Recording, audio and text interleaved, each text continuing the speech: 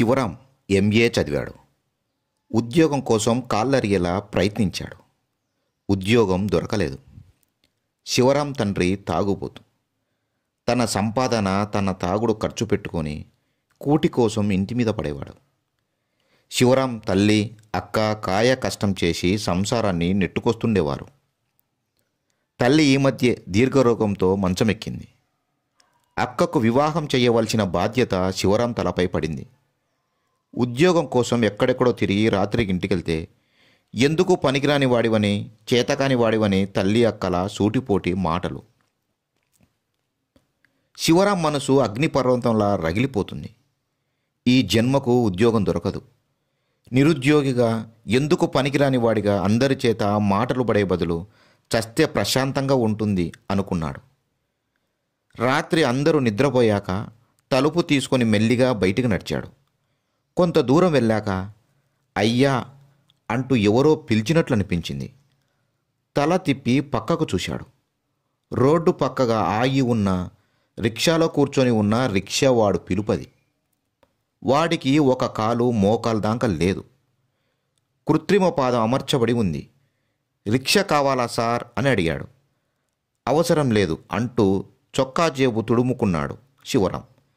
జేబులో ఓ మూలనున్న 5 రూపాయల నోటు చేతికి తగిలింది. బయటకు తీసి ఆ నోటు వంక చూసుకున్నాడు.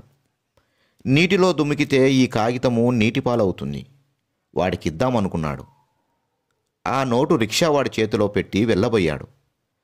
ఆగండయ్యా, నేను మిమ్మల్ని దానం అడగలేదు. ఎక్కడికి వెళ్ళాలో చెప్పండి, తీసుకెళ్తా అన్నాడు. వాడు ఊరికే డబ్బు తీసుకోడని గుర్తించి ఎక్కి రిక్షాలో కూర్చున్నాడు. పెద్ద చెరువు దాకా వెళ్ళాలి అన్నాడు.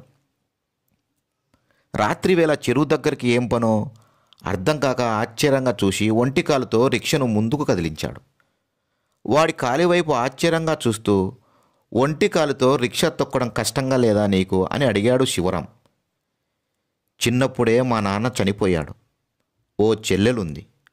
అమ్మ కాయ కష్టం చేసి మమ్మల్ని పోషించింది. వయసు వచ్చాక రిక్షా ఎక్కి సంసార బాధ్యత నెత్తిన వేసుకున్నా.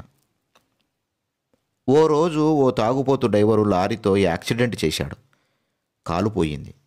కష్టం అనుకుంటే ఎలాగవుద్ది? నన్ను నమ్ముకున్న నా వాళ్ళ పరిస్థితి ఏంటి? కుటుంబం గడవద్దా?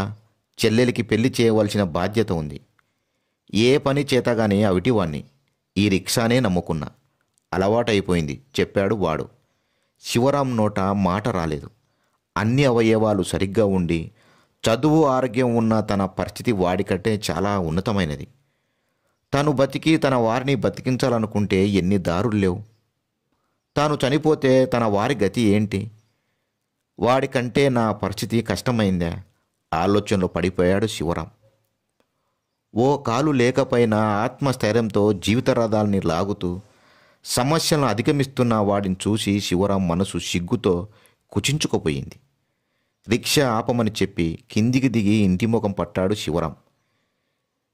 వెనుతిరిగి వేగంగా వెళ్ళిపోతున్న శివరాం వైపు ఆశ్చర్యంగా చూస్తూ ఉండిపోయాడు రిక్షావాలా.